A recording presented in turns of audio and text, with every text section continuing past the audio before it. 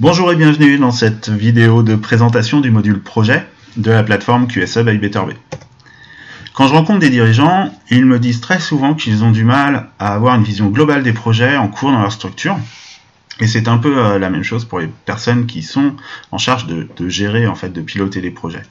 Ils passent beaucoup de temps pour savoir si les actions planifiées ont été réalisées ou pas. Et c'est assez fréquent aussi de voir que les actions sont enregistrées dans une multitude de fichiers Excel, éparpillés un petit peu partout sur les serveurs. C'est donc très difficile et chronophage pour eux de faire le suivi des projets et des actions. Du coup, il faut faire des relances, organiser des réunions, rappeler les actions à réaliser, refixer des échéances, tout ça c'est assez difficile et pas très intéressant. Autre conséquence, les projets souvent prennent du retard et au final, personne n'a vraiment envie de piloter des projets tellement c'est galère. Alors, le module projet va vraiment vous simplifier la vie et vous allez pouvoir suivre tous les projets de votre structure hyper facilement et bénéficier d'un plan d'action unique et partagé avec toutes les équipes. Vous allez gagner un maximum de temps dans la préparation des revues de projet et pouvoir très facilement planifier les nouveaux projets grâce à la fonction de duplication. Les personnes concernées par les projets en cours ou qui doivent réaliser des actions seront relancées par email automatiquement par semaine. Et en plus, vous allez pouvoir épater vos clients, vos collègues, qui eux aussi pourront, pourquoi pas, utiliser la plateforme. Croyez-moi, vous allez adorer piloter des projets. Alors, comme vous le savez déjà très certainement, les projets sont un des meilleurs moyens pour accompagner le changement dans votre structure. On va utiliser les projets pour planifier les actions nécessaires et une fois réalisées, les actions vont fortement contribuer à l'obtention des résultats et la mise en place des améliorations souhaitées. C'est le fameux PDCA. Et un autre truc aussi important, c'est que les projets sont les briques qui permettront de transformer la stratégie de votre entreprise en réalité. Alors, je ne me suis pas encore présenté, donc je suis Benoît Nicolas, fondateur de l'entreprise Better Bay, créateur de la plateforme QSE by Better Bay, et je suis aussi un ancien responsable QSE amélioration continue en industrie, et depuis plus de 8 ans, consultant formateur en performance et digitalisation. Bon, assez parlé de moi, voyons maintenant le programme qui nous attend. Donc au niveau de la plateforme, je vais vous montrer le tableau de bord personnel qui permet de voir et d'accéder assez rapidement aux projets et aux actions qu'on a à faire et qu'on a à suivre. On va voir la liste des projets et comment utiliser le moteur de recherche pour retrouver facilement un ou plusieurs projets. On ira sur la fiche d'un projet pour voir tous les éléments qui sont associés. Donc on peut associer à des projets, des membres, évidemment des actions et d'autres éléments aussi. On verra facilement comment créer et aussi comment dupliquer un projet. On verra que les projets aussi peuvent s'imbriquer pour créer une arborescence. Donc un projet par an peut avoir des sous-projets et ainsi de suite. On va cascader pour organiser et structurer tous nos pilotages projets. Bien entendu, on verra comment fonctionne le plan d'action, donc qui va être unique, c'est-à-dire que il n'y aura qu'une seule liste de toutes les actions, mais bien entendu, la plateforme va nous permettre d'afficher uniquement les actions et de les partager pour un projet donné. Donc c'est parti, allons sur la plateforme pour voir tout ça, comment tout ça fonctionne. Donc maintenant sur la plateforme, on arrive à l'accueil, donc c'est qse.betterbay.fr. En haut à droite de l'écran, on a le bouton se connecter, qui permet d'arriver au formulaire d'identification. Donc moi je vais utiliser un compte utilisateur qui me sert pour faire mes démonstrations et mes démos. Donc je suis connecté sous le profil de Fabienne Martin, je fais partie de l'entreprise Megametal. Et donc on arrive dès la connexion sur le tableau de bord personnalisé qui va indiquer un certain nombre de badges avec les éléments qui concernent directement la personne connectée. Donc on peut voir que j'ai 5 projets en tant que demandeur, j'ai 5 projets en tant que pilote. J'ai aussi 11 actions à réaliser en tant que pilote et 11 actions pour lesquelles je suis demandeur. Et il y a d'autres badges qui concernent d'autres modules de la plateforme, mais ce n'est pas l'objet de la vidéo pour aujourd'hui. Donc l'objectif c'est d'aller sur les projets, donc je peux directement cliquer sur le badge pour voir les 5 projets pour lesquels je suis pilote. Donc par exemple là j'ai mis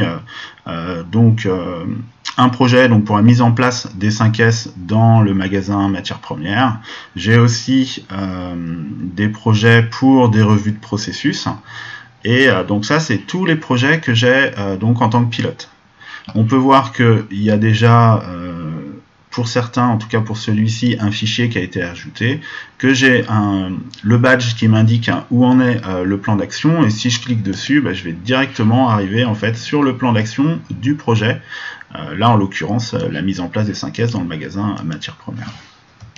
Donc on reviendra sur tous les éléments et la présentation du projet. Je vais rester pour l'instant sur les listes.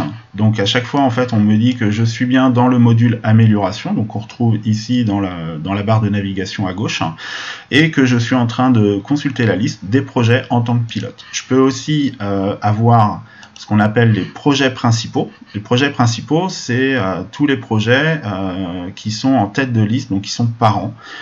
Ce qu'on appelle les projets principaux, mais j'ai aussi la possibilité donc de voir tous les projets, ceux que j'ai en tant que pilote, en tant que demandeur, en tant que membre, on verra cette particularité tout à l'heure, et puis ceux qui ont été clôturés. Si je veux aussi rechercher des projets, j'ai le bouton recherche donc qui m'amène directement à un formulaire de recherche où là je pourrais définir un certain nombre de critères de recherche sur le demandeur, le pilote, le domaine, puisqu'on peut associer des projets pour des domaines, donc très pratique par exemple si vous êtes simplement en charge de la qualité, tous les projets dans le cadre de la qualité vous allez mettre le domaine qualité, si vous êtes responsable sécurité vous allez mettre sécurité et ainsi de suite, ce qui fait que pour les revues de projet ça va permettre de très facilement en fait retrouver tous les projets qui ont été faits sur un domaine donné pour une période donnée. Justement les périodes données, donc on a la possibilité de définir dans la recherche tous les projets à partir d'une certaine date ou jusqu'à une certaine date, et on peut évidemment combiner les deux critères pour avoir tous les projets sur une période donnée. On peut définir aussi le statut, donc un projet peut avoir le statut non débuté, proposé, en cours, terminé ou annulé.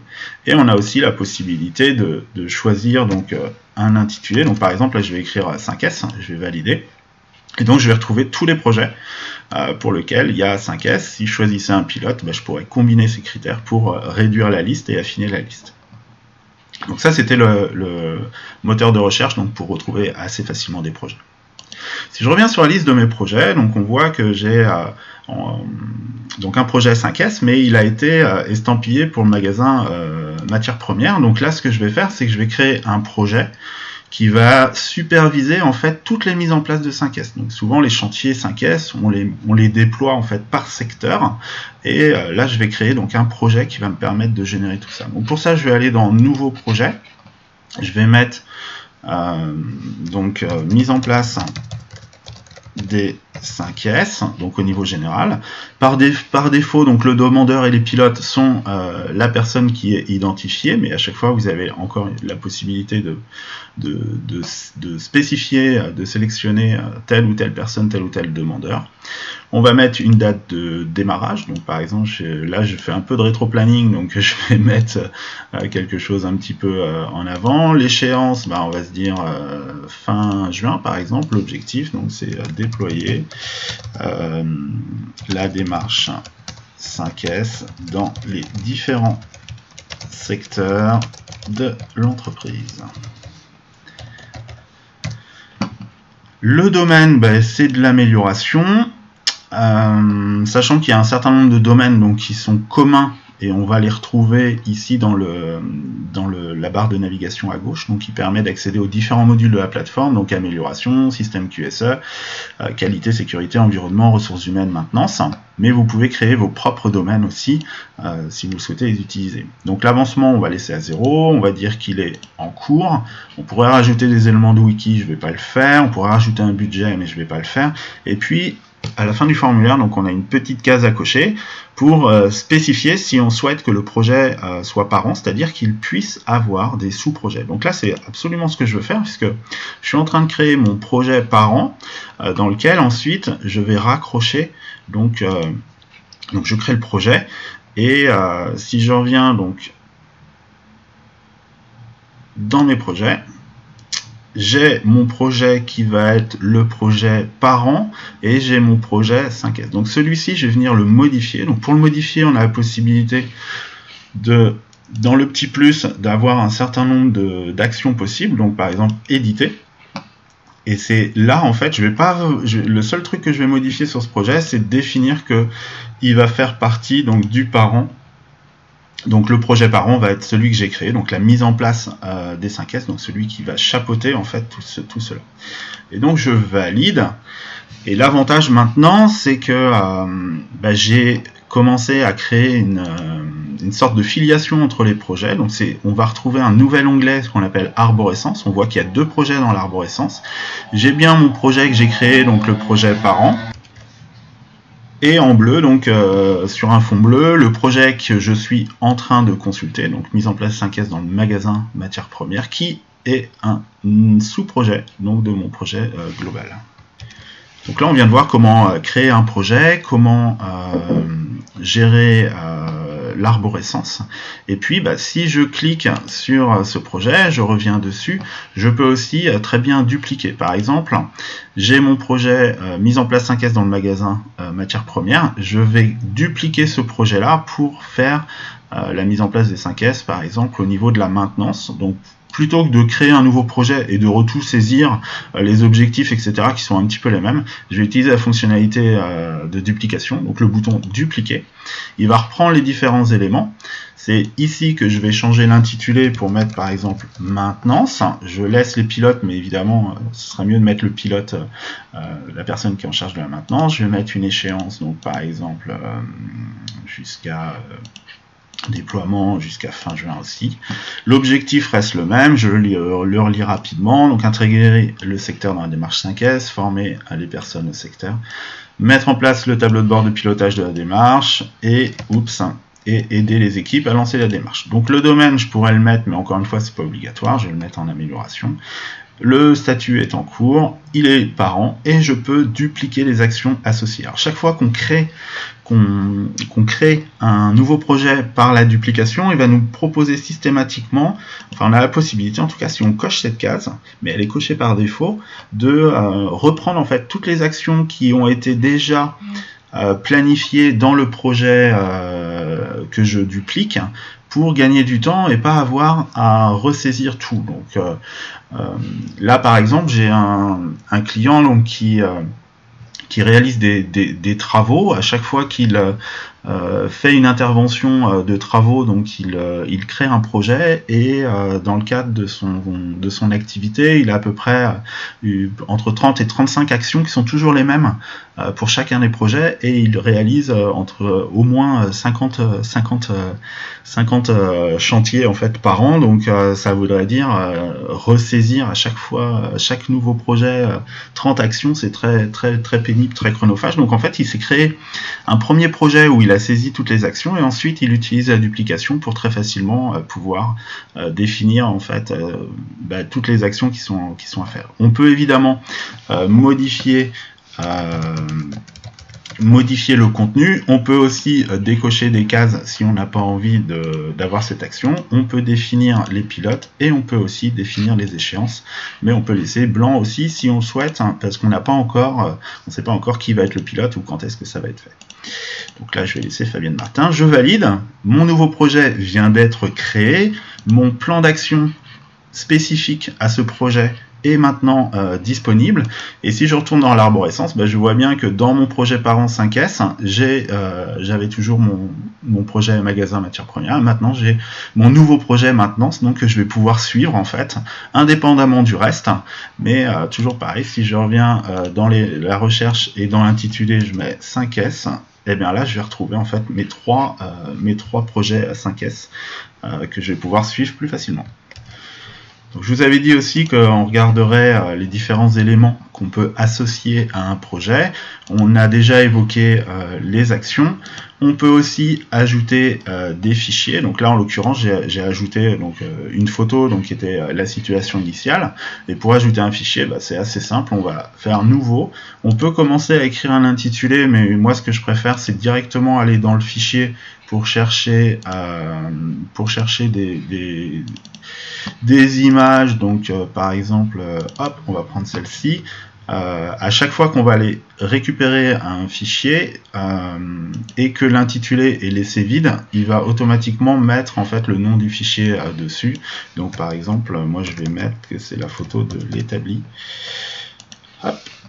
Et donc ça y est, ma photo est enregistrée, je peux la consulter facilement. Et donc simplement pour la mise à jour des fichiers, donc on n'a pas de gestion de version ou de choses comme ça. Hein. Si vous avez une nouvelle version, vous supprimez l'ancienne et vous recréez la nouvelle tout simplement pour la mettre à disposition des personnes. On n'a pas forcément vocation à mettre tous les fichiers de votre réseau, etc. On rappelle que la plateforme est une plateforme collaborative, donc elle a surtout vocation à mettre des informations, y compris des fichiers ou des photos qu'on souhaite partager avec l'équipe. Donc on a vu les actions, les sous-projets, l'arborescence. On a un autre onglet donc, qui s'appelle membres. Les membres d'un projet, c'est l'équipe, en fait, les ressources qui vont être associées au projet. Donc quand on crée un projet, automatiquement, il va mettre, celui qui réalise va être le pilote, celui qui approuve va être le demandeur, mais on peut rajouter d'autres personnes qui sont peut-être des contributeurs, donc des ressources complémentaires, des équipiers en fait, qui vont contribuer à la réalisation du projet. On peut rajouter des personnes qui vont être consultées ou informées, donc pour ça, nouveaux membres. On va définir, là j'ai plus qu'un seul choix puisque j'ai que 3 utilisateurs associés, et donc moi je vais mettre en tant que personne informée. Donc vous avez vu certainement, je vais revenir sur le formulaire, mais en gros on utilise la matrice RACI, donc Responsible, Accountable, Consulted, Informated.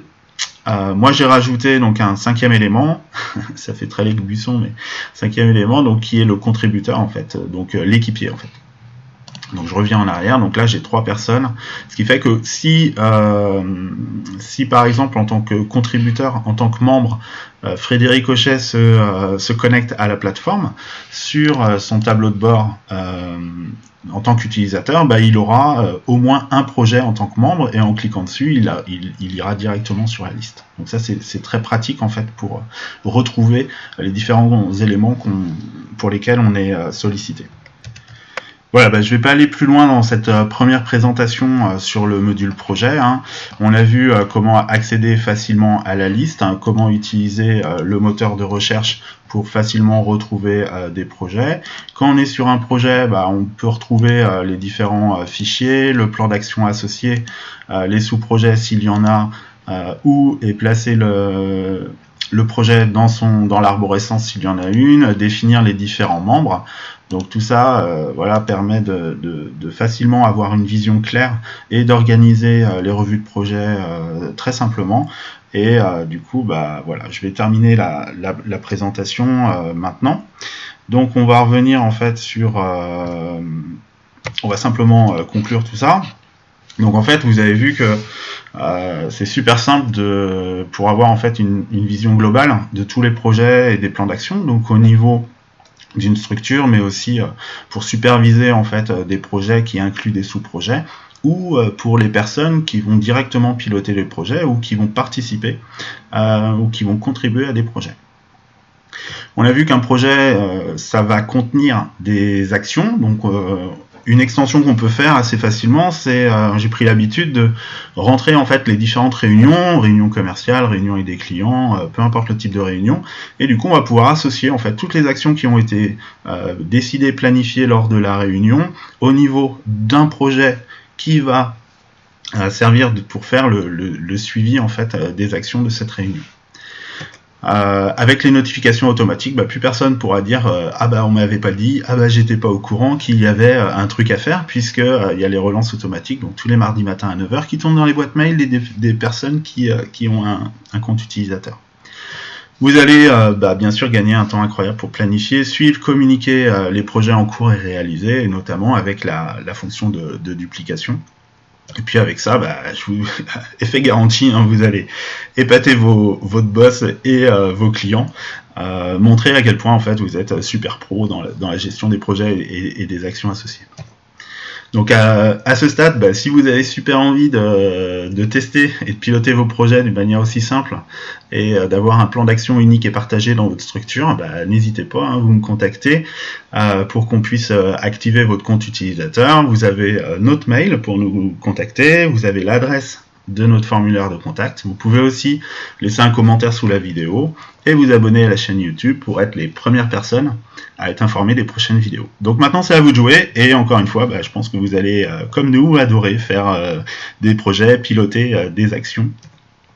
Je vous remercie pour votre attention. Si vous avez des questions, des commentaires, des suggestions, n'hésitez pas à me mettre un petit commentaire sous la vidéo ou m'envoyer un petit mail. Je vous souhaite une bonne journée et je vous dis à très bientôt pour les prochaines vidéos.